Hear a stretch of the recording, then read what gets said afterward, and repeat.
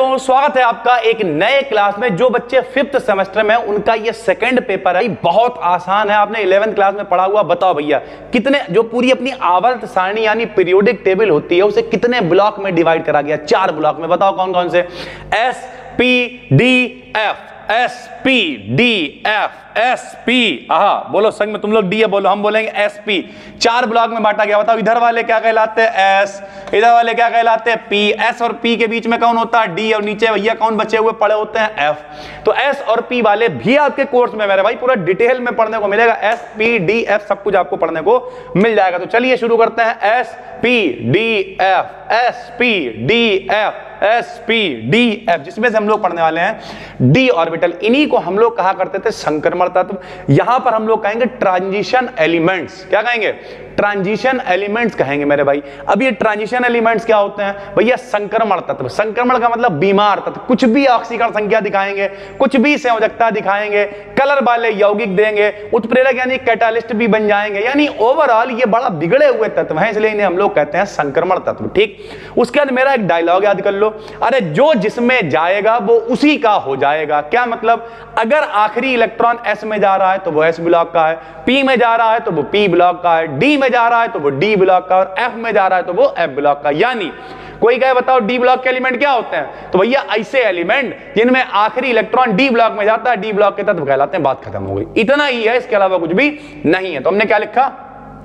हमने लिखा base substances. कौन से सब्सटेंस? बेस सब्सटेंसेस जिनमें लास्ट इलेक्ट्रॉन डी ऑर्बिटल में एंटर करता है। ये वीडियो थोड़ी लंबी होने वाली, बड़ी बड़ी वीडियोस ये आपको मिलेंगी। जो भी पूरा सेकंड पेपर है, ये मान के चलो हम कम से कम आपको 12 से 13 वीडियो बना के देंगे, और बेहतरीन वैल्यूएबल कंटेंट होगा। इस पूरी वीडियो को देखने के बाद आपको लगेगा हाँ कुछ आपने पढ़ा है केमिस्ट्री के अंदर से। ठीक है।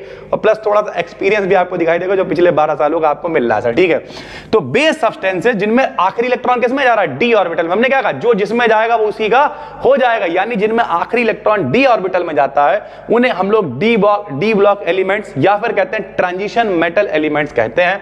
पीरियोडिक टेबल में इन्हें एस ब्लॉक और पी ब्लॉक के बीच में रखा गया। इनकी कितनी सीरीज है मेरे भाई? टोटल 4 सीरीज है। लेकिन हम लोग कौन सी पढ़ने वाले हैं? फर्स्ट ट्रांजिशन सीरीज, जिसे हम लोग कहते हैं 3D वाली। सर जी ये 3D क्या चिल्ला रहे हैं यार, बताओ थोड़ा सा। तो जब हम लोग भैया 11वें क्लास में थे तो याद करो, हम लोग ऐसे करके भैया कॉन्फ़िगरेशन यानी विन्यास बनाया करते थे गाना गा के। अरे 1s2 2s2 2p6 3s2 3p6 4s2 3d10 3d10 1s2 2s2 2p6 3s2 3p6 4s2 3d10 3d10। आबाऊ का नियम सुना था मेरे भाई। तो जिसमें आखिरी इलेक्ट्रॉन डी ब्लॉक में जाएगा उसे क्या कहेंगे हम लोग? डी ब्लॉक का तत्व, या फिर 3D सीरीज वाला वो कहलाएगा। हालांकि पीरियोडिक टेबल कहती थी एस और पी के बीच में डी होना चाहिए, तो हम लोग ऐसे करके बनाते थे भैया, 3D बीच में लिख देते थे, 4s आखिरी में लिख के डी को भर दिया करते थे। सबने पढ़ा होगा। फाइनल ईयर में हो यार, अब तो तुम लोगों को पढ़ाने लगे होगे, बच्चों को पढ़ाते होगे तुम लोग, तो इतना आपने पढ़ा होगा। नहीं भी पढ़ा तो कोई बात नहीं, अब पढ़ लो सर। ठीक है। तो इस तरीके से जिसमें आखिरी इलेक्ट्रॉन डी में जाता था वो सारे के सारे कहलाते थे 3D वाले मेरे भाई। ठीक। तो अब यहां ध्यान से समझो, स्कैंडियम से लेके जिंक तक सब लोगों को याद होना चाहिए। बीएससी कर रहे हो मेरे भाई, लोग कहते नहीं कि अरे इतना पढ़ लो काम चल जाएगा। अरे क्यों काम चल जाएगा भाई? अगर हमने इतना पढ़ा होता तो आज मेरा काम नहीं चल रहा होता, ना हम आपका काम चला पाते। तो काम नहीं चलाना है, पढ़ना है, अघा के पढ़ना है। बहुत सारे लोग हमसे कहते हैं आप इतनी सारी वीडियोस बनाते हो, टाइम कम मिलता है। अरे भैया टाइम निकाला जाता है, मिलता थोड़ी है। हमारी बुआ चाचा रिश्तेदारी सब खत्म है, यहीं पढ़े रहते हैं कोचिंग में। समय सन्नाटा है, ना कोई बच्चा है, ना कोई ऑफिस का मेंबर, कुछ नहीं है। समय कतई गेटेड बंद है, अंधाधुंध मचे हुए, लाइट भी नहीं आ रही तब भी मचे हुए। मोहल्ले वाले सोचते हैं पागल आगल है, पता नहीं, खाली अंदर से आवाज आती रहती है। मेरे भाई अभी तुम सोच लो, एक टाइम आएगा फिर तुम सोचते रह जाओगे। बात खत्म है। इतना ही करना है, दूसरे से मतलब नहीं रखना भाई। तो देखो कौन कौन से कतई जबान पे होने चाहिए 30 तक, और केवल ये नहीं, बचे हुए 4D 5D सब जबान पे होने चाहिए। तो बताओ, scandium, titanium, vanadium, chromium, manganese, iron, cobalt, निकल, कॉपर, जिंक, स्कैंडियम से लेके जिंक तक। ठीक भैया। 21 22 23 24 25 26 27 28 29 30। विन्यास कैसे बनाओगे बताओ? आओ गाना गाओ। अरे 1s2, मान लिया हम लोग बना रहे 23 का। अरे 1s2 2s2 2p6 3s2 3p6 4s2। नहीं भैया, जब डी वाला तो 3D छोड़ा 4s2 2 2 4 6 10 2 12 6 18 2 20 और 3 कितने हो गए? 23। ऐसे करके भैया विन्यास बनता है। उसके बाद क्रोमियम और कॉपर में भैया बाहर 4s में 1 इलेक्ट्रॉन होता है, बाकी सब में होते हैं 2। तो देखो कैसे भैया, ये है क्रोमियम और ये है कॉपर। क्रोमियम कॉपर के बाहर कितना इलेक्ट्रॉन? 1। बाहर कितना इलेक्ट्रॉन? 1। बाकी सबके कितने? 2 2 इलेक्ट्रॉन बन जाएंगे मेरे भाई। भाई। तो केवल एक गाना याद कर लो, अरे बन्नी टू सर जी ज्यादा पियो मत यार। तो उम्मीद करते हैं आपको पता है, तो इतना ज्यादा पीने की आवश्यकता है नहीं सर, ठीक है। उसके बाद अब इसकी जो तो पहली प्रॉपर्टी हो गई भाई, पहली प्रॉपर्टी हमने विन्यास बना के दिखा दिया, कॉन्फ़िगरेशन उसका बना के दिखा दिया। दूसरी इसकी प्रॉपर्टी है मेरे भाई कैटालिटिक प्रॉपर्टी। हमेशा याद रखना ये मोस्ट इंपॉर्टेंट, जो लोग चपरासी का, सिपाही का, मतलब छोटे लेवल के पेपर दोगे जाके, यहाँ तक कि पॉलिटेक्निक वगैरह जो भी है, अब आप क्या ही दोगे, आप तो फाइनल ईयर में लोग, जो लोग कंपटीशन की तैयारी करें, जो बेसिक लेवल की साइंस आती है, वहां पे पूछा जाता है कि सबसे ज्यादा उत्प्रेरकीय गुण कौन प्रदर्शित करते हैं। आप कोई रिएक्शन देख लेना, आपने हैवर विधि पढ़ी है, N2+3H2 रिवर्सिबल 2NH3, ऊपर कौन लिखा होता है, Fe और MO।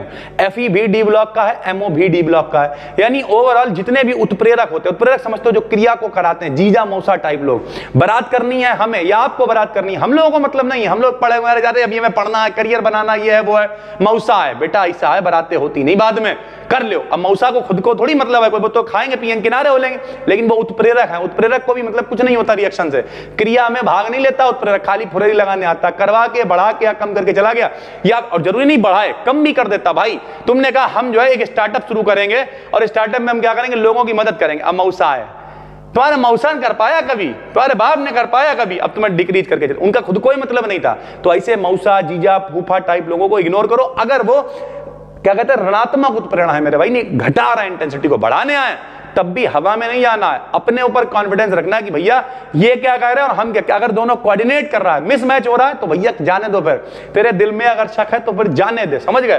तो इस तरीके की तो कैटालिटिक प्रॉपर्टी ये लोग शो करते हैं, क्यों, क्योंकि डी ऑर्बिटल आंशिक रूप से भरे होते हैं। जिंक का नंबर 30 होता है, आंशिक रूप से नहीं भरा होता, पूरा भरा होता, तो वो भैया डी ब्लॉक की तरह बिहेव ही नहीं करता है। जिनके ऑर्बिटल पूरे भरे हैं उन्हें कोई मतलब नहीं, बाबा आदमी है, बोले हम ना कलर दिखाएंगे ना हम किसी की मदद करेंगे, बीन बजाओ जाके, बाकी लोग दिखाएंगे मेरे भाई। तो क्या लिखा है, सबसे अधिक catalytic properties D block elements ही शो करते हैं। सभी ट्रांजिशन एलिमेंट्स में एक रिमार्केबल कैटालिटिक प्रॉपर्टी होती है। कुछ हमने यहाँ पे रिएक्शंस लिख दी हैं, जरूरी नहीं आप इतनी लिखो, जैसे 2SO2 + O2SO3 बना, देखो PT प्लेटिनम है, तो प्लेटिनम कौन सा है मेरे भाई, डी ब्लॉक है।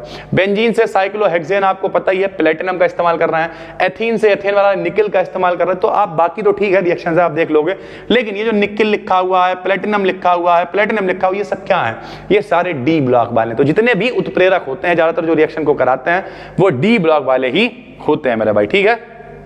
डी ब्लॉक एलिमेंट्स के पास वैकेंट ऑर्बिटल्स होते हैं, यानी खाली इलेक्ट्रॉन होते हैं, जिससे इनके पास फ्री बैलेंसीज और एक्टिव सेंटर्स प्रेजेंट होते हैं। जिसके पास खाली जगह है वही उत्प्रेरक का काम करेगा, नेता आदमी नहीं। बोले हमारा वो क्या नाम, फार्म हाउस खाली पड़ा, आओ वहां बैठ के बात करते हैं। उन्हें बुला लिया पार्टी को, उन्हें बुला लिया, बोला ऐसा है कितने रुपए दोगे, बोले 15 लाख। हाँ भैया पार्टी करी 10 लाख दे पाए, 5 लाख बीच में खुद खा गए।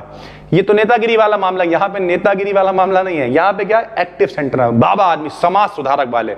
हमारे यहाँ जगह खाली, आके दोनों लोग, पुरानी पिक्चर में दिखाया जाता है जितेंद्र टाइप लोग, कि भैया प्रधान जी के पास चलो, आके बैठे, उन्होंने बातचीत सुलझवा दी, हमें कोई मतलब नहीं, तुम लोगों की आपस की बात है, बातचीत करो और जाओ। उसी तरीके से इन लोगों के पास खाली डी ऑर्बिटल होता है, इसलिए बैकेंड सेंटर होते हैं, उनमें आके लोग बैठेंगे, फिट होंगे, रिएक्शन होगी, उसके बाद देखेंगे, जाओ भैया हम फ्री हो गए, सीधी बात है। रिएक्टेंट मॉलिक्यूल जुड़ जाते हैं और कैटालिटिक प्रॉपर्टी शो करते हैं। इनके पास फुल बैलेंसीज प्रेजेंट होती है, जिनमें किसी मेटल की सरफेस से कनेक्ट हो जाते हैं, जिससे मेटल का कंसंट्रेशन बढ़ जाता है। कंसंट्रेशन बढ़ जाता है, रिएक्शन हो जाता है, और जैसे ही रिएक्शन होता है, प्रोडक्ट का जैसे ही फॉर्मेशन होता है, वैसे ही मेरे भाई कैटालिस्ट अलग हो जाता है, ठीक है भाई।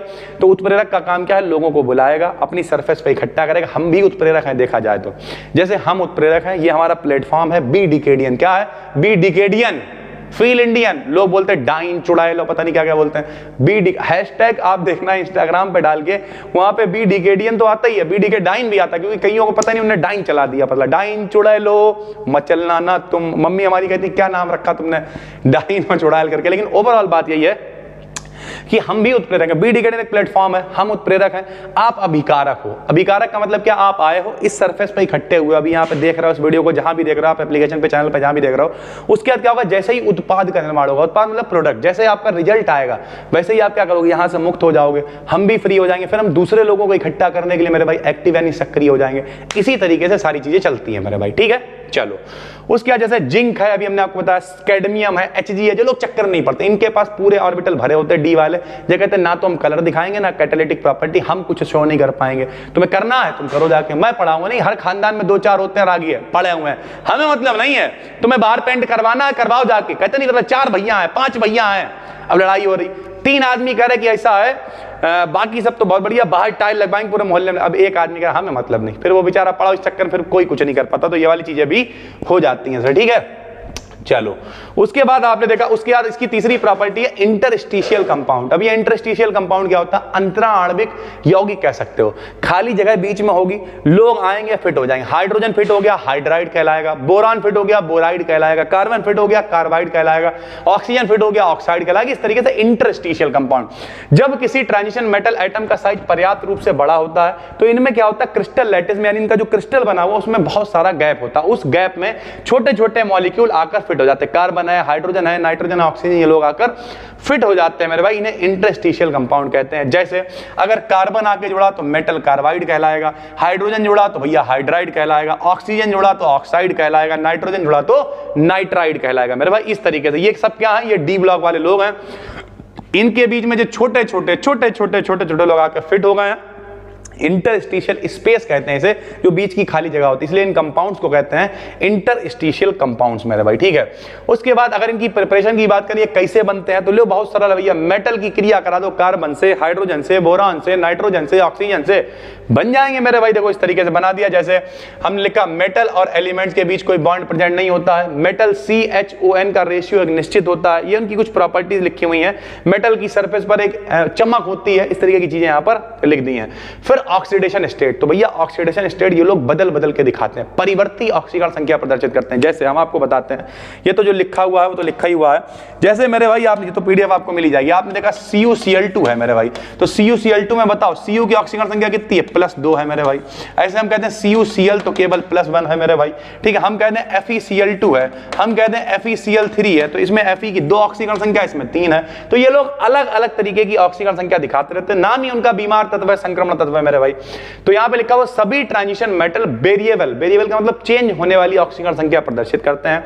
इनके वैलेंस शेल का इलेक्ट्रॉनिक कॉन्फ़िगरेशन क्या होता है, n-1 d1 to 10, d में 1 से लेकर 10 तक इलेक्ट्रॉन होंगे, ns2 होता है, ns2 ऑर्बिटल में 2 इलेक्ट्रॉन जो आराम से दे देते हैं बाहर वाले। तो नॉर्मल इनकी जो ऑक्सीकरण संख्या होती है वो +2 होती है, लेकिन ये +3 +1 +5 +6 +7 सब ऑक्सीकरण संख्या, ये OS लिखा हुआ ऑक्सीकरण संख्या शो करते हैं मेरे भाई। ये देखो इतनी सारी ऑक्सीकरण संख्याएं हैं, स्कैंडियम +3 दिखाता है, टाइटेनियम +2 +3 +4 सब दिखाता है, D3 +5 तक दिखाता है। तो ये हमने पूरी यहाँ पर एक टेबल बना दी है, इसे आप देख लेना कौन सा कितनी दिखाता है, क्यों दिखाता है ये भी बताया जा रहा है कि भैया स्कैंडियम का नंबर कितना होता है, स्कैंडियम का नंबर होता है 21, ध्यान से समझना, स्कैंडियम का नंबर 21 होता है। अगर ये 3 दे देंगे तो भैया कितने हो जाएंगे 18, और 18 का मतलब होता है आर्गन, आर्गन अक्रिय गैस है। स्कैंडियम जैसे अगर हम कहें helium neon argon krypton xenon radon, ये भी आपके कोर्स में अक्रिय गैस है, इसे भी कराएंगे। तो जितनी भी अक्रिय गैसें होती है वो ना तो लेती हैं ना देती हैं, बाबा हैं। तो भैया हर आदमी चाहता हम बाबा हो जाए, हर आदमी कहता हम भैया सुकून ढूंढ रहा है, अब काम बहुत कर लिया आप सुकून से लेटेंगे, ऐसा है नहीं। जैसे मेरा खुद का ही रिटायरमेंट प्लान 35 साल का, हम किसी से कह रहे थे अभी मेरी एज 38 साल है, 38 साल कह रहे हैं सर जी, कुछ लोग कहेंगे सर जी जानबूझ के बात निकल, अरे भैया 28 साल एज है। अगर हम मतलब अगर हम किसी से कहते हैं मेरी एज 28 साल, लोग मानते नहीं, अरे आपकी एज 35 साल हो गई। अबे मेरे भाई जब हम 12th में थे तब से पढ़ा रहे हैं, 12 साल में पढ़ाते हो गए।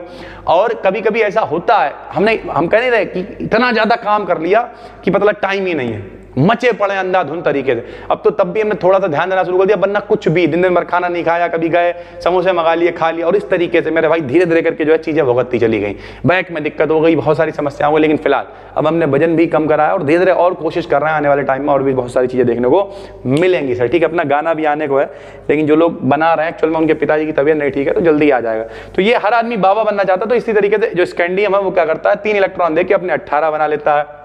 ये देखो स्कैंडियम 3 इलेक्ट्रॉन दे देगा तो इनके कितने रह जाएंगे मेरे भाई, 19 नहीं, यहाँ पे कितने हो जाएंगे। पहले तो यहाँ तो आप 21 ही लिखना, ये गलत लिखा हुआ है, यहाँ पे तो आप 21 ही लिखना, क्योंकि नंबर थोड़ी कम हो जाएगा।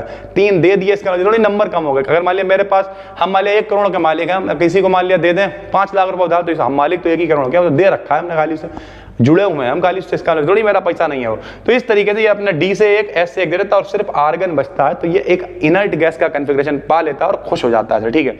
जिंक केवल 2 ही देता है, क्यों? क्योंकि भैया जेडन के बाहरी कोश में कितना डी उनका भरा हुआ, वो क्यों चक्कर पड़ेंगे यार। ये देखो कहां गया विन्यास, ये लो यहाँ होएगा, यहीं कहीं होएगा विन्यास, जे आ गया, जे आ गया, जे आ गया। जिंक के बाहरी कितना 3d10 4s2, 2 दे देगा, डी पूरे 10 भरे हुए, क्यों चक्कर पड़, कहता भैया 2 ही दे पाएंगे, देखो सीधी सी बात है। तो इस तरीके से ये लोग अपनी परिवर्ती ऑक्सीकरण संख्या प्रदर्शित करते हैं मेरे भाई, ठीक है।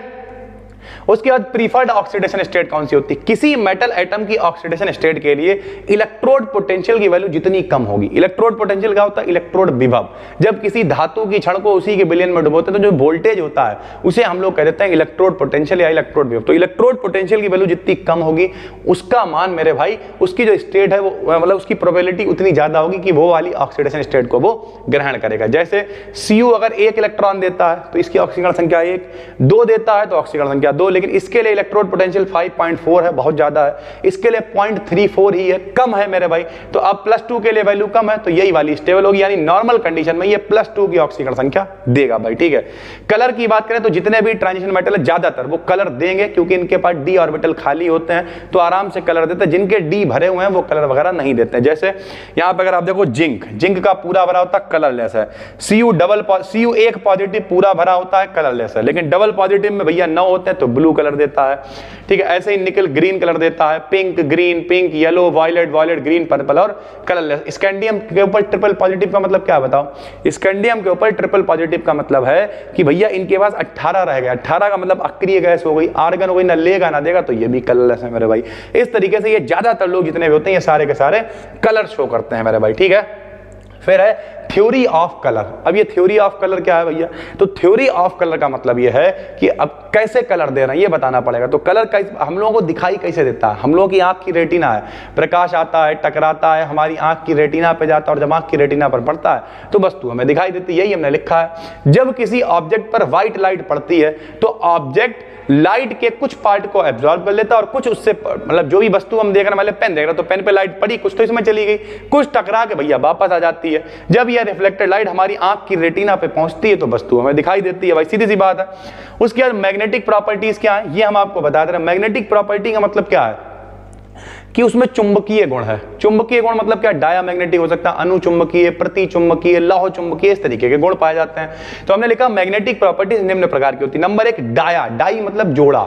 तो भैया जिसमें जोड़े में इलेक्ट्रॉन पाए जाते हैं। वे मटेरियल जिनमें पेयर्ड इलेक्ट्रॉन प्रेजेंट होते हैं, जोड़े में इलेक्ट्रॉन प्रेजेंट होते हैं, जैसे आपने 11वें 12वें में पढ़ा है, फिर भी पेयर्ड इलेक्ट्रॉन प्रेजेंट होते हैं तथा इन्हें किसी स्ट्रॉन्ग मैग्नेटिक फील्ड में रखने पर ये वीकली रिपेल होते हैं। जब इन्हें किसी मजबूत चुंबकीय क्षेत्र में रखोगे तो ये थोड़ा सा प्रतिकर्षित हो जाएंगे और इन्हें हम लोग कहेंगे मेरे भाई डायामैग्नेटिक, ठीक है। डायामैग्नेटिक मटेरियल्स और इनकी प्रॉपर्टी को डायामैग्नेटिक कहते हैं और इन मटेरियल्स को कहते हैं डायामैग्नेटिक मटेरियल। जैसे स्कैंडियम ट्रिपल पॉजिटिव है, अभी बताया 21 नंबर है, 3 दे देंगे, 18 बचेंगे। 18 का मतलब सब इलेक्ट्रॉन जोड़े में ना लेंगे ना देंगे, डायामैग्नेटिक है मेरे भाई, ठीक है। पैरामैग्नेटिक में क्या होगा? बिना जोड़े के होंगे भैया, सीधी सी बात है। तो अनपेयर्ड इलेक्ट्रॉन होंगे, स्ट्रॉन्ग मैग्नेटिक फील्ड में रखोगे, वो वाले रिपेल होते थे, प्रतिकर्षित हो रहे थे, ये वाला थोड़ा सा आकर्षित हो जाएंगे और इस तरीके से कहलाएंगे पैरामैग्नेटिक, ठीक है। फेरोमैग्नेटिक क्या है? फेरोमैग्नेटिक क्या? इनमें कुछ विशेष संरचनाएं होंगी जिन्हें हम लोग डोमेन कहते हैं। हालांकि जब इन्हें बहुत गर्म करते हैं तो इनकी ये संरचनाएं अस्त व्यस्त हो जाती हैं, टूट जाती हैं, तो इन्हें हम लोग मेरे भाई डोमेन कह देते हैं स्ट्रक्चर्स को, और ये कहलाते हैं फेरोमैग्नेटिज्म मेरे भाई, ठीक है। चलो कॉज ऑफ मैग्नेटिज्म क्या होता है? तो हम आपको आज ही में क्लास पढ़ा रहा था, 3rd सेमेस्टर वालों को आपको भी बता देते हैं कि भैया परमाणु, दुनिया में सारी चीजें एटम से मिलकर बनी है, परमाणु से मिलकर बनी है और एटम का ही सारा खेल है। वो कहते नहीं है हिम्मत की बाधा लांघो, हिम्मत की सीमा लांघो तो जगत जगत जयकारा होगा। ध्यान से सुनना, हिम्मत की बाधा लांघो, हिम्मत की सीमा लागो तो जगत जगत तो जगत जगत जयकारा होगा। एक बार फिर से बोलते हैं, कुछ लोग कहेंगे अरे सर जी कहां बीच में निकला? हिम्मत की बाधा लांघो तो जगत जगत जयकारा होगा और दिल टूटे या एटम टूटे इस जग में उजियारा होगा। जब परमाणु विखंडन होता है तो ऊर्जा निकलती है, तो लोग बिजली बनाते हैं उससे उजियारा होता है। दिल भी टूट जाए तो परेशान नहीं होना है, बल्कि लगे रहना है, मेहनत करना है और इतनी मेहनत करना है कि इस पूरे जग को रोशन करना। आतंकवादी नहीं बन जाना मेरे भाई, ये तरीका होता है। उस एनर्जी आपके पास है, अब उसे आप पॉजिटिवली यूज कर रहे हो या निगेटिवली, वो आपका काम है भाई। तो जब होता क्या है, उस परमाणु के अंदर इलेक्ट्रॉन है, इलेक्ट्रॉन नाभिक के चारों तरफ घूम रहा है, न्यूक्लियस के चारों तरफ, प्लस अपनी एक्सिस पे भी घूम रहा है। तो जब वो चारों तरफ घूमता है मेरे भाई तो उसे कहते हैं ऑर्बिटल मोशन, क्योंकि वो ऑर्बिट में चक्कर लगा रहा है, और अपनी एक्सिस पे भी घूमता है मेरे भाई तो उसे कहते हैं स्पिन मोशन। क्या कहते हैं? स्पिन मोशन कहते हैं उसे हम लोग। तो इस तरीके से मेरे भाई लगातार वो चक्कर लगाता रहता है, उसमें दो मोशन होते हैं। पहला हमने लिखा स्पिन मोशन, तो इलेक्ट्रॉन अपनी एक्सिस पे घूमता है, या तो सीधा घूमता है या उल्टा घूमता है, इसे हम लोग स्पिन मोशन कहते हैं। और मेरे भाई स्पिन मोशन के लिए जो स्पिन मोमेंट प्रोड्यूस होगा उसे हम लोग म्यू एस से लिखेंगे। म्यू एस बराबर फार्मूला होता है GS √ SS+1 × Bm। Bm होता है बोहर्स मैग्नेट्रॉन, ये मास को नापने की एक तरीके से यूनिट है मेरे भाई, ठीक है। एक Bm का मान EH/4πmc होता है। सब कुछ डिटेलिंग हमने यहाँ पे करी हुई है कि भैया Bm क्या, बोहर्स मैग्नेट्रॉन है, E इलेक्ट्रॉन का चार्ज है, H प्लैंक्स कांस्टेंट है, सबने सुना, M मास ऑफ इलेक्ट्रॉन है, C वेलोसिटी ऑफ लाइट है, सब कुछ आपको पता है। फिर दूसरा क्या है, ऑर्बिटल मोशन। अपनी जगह पे तो घूम ही रहा है एक्सिस पे वो, लेकिन चारों तरफ भी चक्कर लगा रहा ना, तो उससे ऑर्बिटल मोशन होगा, उसे μL से लिख देंगे। तो μL बराबर GL/L+1 × Bm हो जाएगा सेम। तो भैया इस तरीके से मैग्नेटिक नेचर क्यों प्रोड्यूस हो रहा है, चुंबकीय गुण क्यों आ रहा है, अनुचुंबकीय, प्रति चुंबकीय, लौह चुंबकीय, मतलब डाया, पैरा, फेरो, जो आ रहा है वो क्यों आ रहा है, क्योंकि इलेक्ट्रॉन घूम रहा है, अपनी एक्सिस पे भी घूम रहा है, चारों तरफ भी घूम रहा है। तो स्पिन मोशन हो रहा है और ऑर्बिटल मोशन हो रहा है। दोनों को मेरे भाई मिला देंगे, दोनों को मिलाएंगे तो वो क्या आ जाएगा, μJ बराबर μS + L। आपने पढ़ रखा है थर्ड सेमेस्टर में LS कपलिंग, सुना LS कपलिंग? तो LS कपलिंग क्या होती थी, एक μJ होता था, एक μL होता था, दोनों को मिला देते थे तो इस तरीके से बन जाता था μJ। J फॉर क्या होता था, टोटल क्वांटम नंबर मेरे भाई, ठीक है। GS का मान कितना होता है, 2.0023 होता है। GL का मान लगभग 1.00 समथिंग होता है। तो इस तरीके से मेरे भाई μJ बराबर GJ √ JJ+1 × Bm। तो यानी हमने सरल भाषा में कहा कि भैया मैग्नेटिक प्रॉपर्टी क्यों आ रही है, क्योंकि इलेक्ट्रॉनों का दो तरीके से मोशन हो रहा है, दोनों को जोड़ दोगे तो टोटल मैग्नेटिक प्रॉपर्टी μJ की वैल्यू हम लोग निकाल लेंगे सर, ठीक है। जैसे अगर हम बात करें फॉल 3D इलेक्ट्रॉन के लिए, किसी 3D मेटल एटम में d इलेक्ट्रॉन्स का ऑर्बिटल मोशन 0 होता है, 3D वाले में इलेक्ट्रॉन ऑर्बिटल मोशन नहीं करते हैं, तो इसके लिए μL की वैल्यू 0 होती है। तो μS का मान लगभग μJ के बराबर हो जाता है, तो यहां रख देंगे तो म्यू बराबर आ जाएगा GS, उसे μJ कहो या म्यू कहो एक ही बात है सर, ठीक है। इस तरीके से बन सकता है दिस इक्वेशन। ये जो इक्वेशन निकल के आती है इसे स्पिन ऑनली फार्मूला कहते हैं, क्योंकि 3D के लिए ऑर्बिटल 0 है, इसका मतलब सिर्फ स्पिन है, ऑनली स्पिन है, इसलिए इस फार्मूले को स्पिन ऑनली फार्मूला कह देते हैं। इसमें मान आप रख दो 1 2 3 4 अलग अलग मान रखोगे तो मान हल होके आएगा Bm के टर्म में। इस तरीके से हम लोग मान निकाल सकते हैं। फिर ये लोग कॉम्प्लेक्स फॉर्मेशन करते हैं। कॉम्प्लेक्स समझते हो, कॉम्प्लेक्स मतलब जटिल, कठिन। जैसे यहाँ पर ये हॉल है, हम क्या करें, इतना बड़ा तो नहीं मान लिया, लेकिन मान लिया 50 फीट है ये, तो 50 फीट में क्या कर सकते हैं हम लोग, 10-10 फीट की 5 दुकानें इधर बना दें, 5 इधर, और बीच में एक गैलरी दे दें। 10 दुकानें हमने बना दी। जैसे ही 10 दुकानें हमने बनाई तो बाहर लिख दिया बी डिग्रेडेड कॉम्प्लेक्स। 10 इस पे बना दी, 10 इसके ऊपर बना दी, 10 उसके ऊपर बना दी, 10 उसके नीचे, 10 उसके नीचे, मान लिया 5 फ्लोर पे बना दी। तो अब क्या करोगे, कितनी 50 दुकानें बन गई, बी डिग्रेडेड कॉम्प्लेक्स हो गया। और 50 नहीं बनाई, एक पे बना दी, तो भैया बी डिग्रेडेड कॉम्प्लेक्स हो गया। ठीक है मेरे भाई, कॉम्प्लेक्स का मतलब होता है बहुत सारी चीजों का जुड़ना आपस में। तो ट्रांजिशन मेटल हाई चार्ज होते हैं, चार्ज डेंसिटी रखते हैं, वैकेंट इनके पास d ऑर्बिटल होते हैं, और इस चक्कर में ये लिगैंड के द्वारा, आपने सुन रखा है छोटे क्लास में IUPAC बोलते थे जिसे हम लोग, कि एक सिंपल आयन होता था, एक CMA होता था। याद दिलाते हैं यार हम तुम्हें थोड़ा सा, तुम लोग जो है भैया हमारे यहाँ जामबंद काम करेंगे। जामबंद क्या करते थे, शक्तियों को याद दिलाते, K4 FeCN का होल ऑफ 6 मेरे भाई। ये क्या होता था बाहर वाला, ये होता था सिंपल आयन।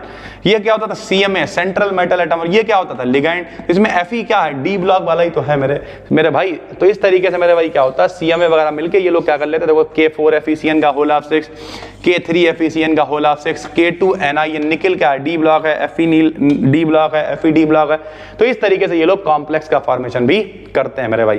पूरी डिटेलिंग हमने कर दी है। ये वीडियो लगभग हो गई होगी 20-25 मिनट की, लेकिन इसकी PDF वगैरह लिखने में आपको काफी टाइम लगेगा, और हम आपको यही सजेस्ट करेंगे कि खुद लिखा करो बैठ के मेरे भाई, ठीक है। थोड़ा सा टाइम लगेगा, लेकिन अगर खुद लिखोगे, पेन चलाओगे तो आपको बहुत अच्छे से आएगा सर, ठीक है।